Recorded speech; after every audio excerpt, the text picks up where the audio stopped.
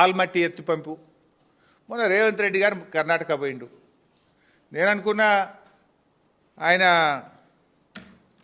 ఖార్గే గారికి ఆరోగ్యం బాగాలేకపోతే చూడ్డానికి పోయిండు. పనిలో పని ఆయన ఏఐసిసి ప్రెసిడెంట్ అయ్యే పెద్ద మనిషి అయ్యే. ఆయనతో ఇంత సిద్ధిరామయ్యకో లేకపోతే ఆ నీళ్ళ మంత్రి శివకుమార్కు ఏదైనా ఫోన్ చేపిస్తాడేమో, ఆల్మట్టి ఎత్తు పెంచకుండా మన రాష్ట్ర ప్రయోజనాలు కాపాడతాడేమో రేవంత్ రెడ్డి అని నేను అనుకున్నా. ఎందుకంటే మాట్లాడితే నల్లమల బిడ్డ అంటాడు, నల్లమలకి వెళ్ళిన పాటలు క్యాసెట్ వేసుకొని తిరుగుతుంటాడు.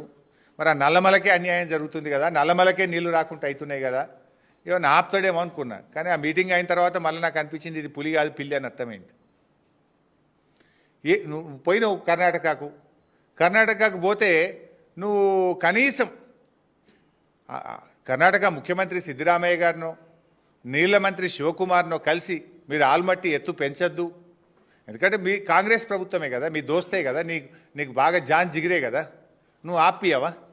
పోనీ నీ ఖార్గేతో ఒక ఫోన్ చేయించావా? ఏం మాట్లాడలేదు. ఆల్మట్టి మరిచినావు, ఆల్ ఈజ్ వెల్ అనుకుంటూ వచ్చినావు.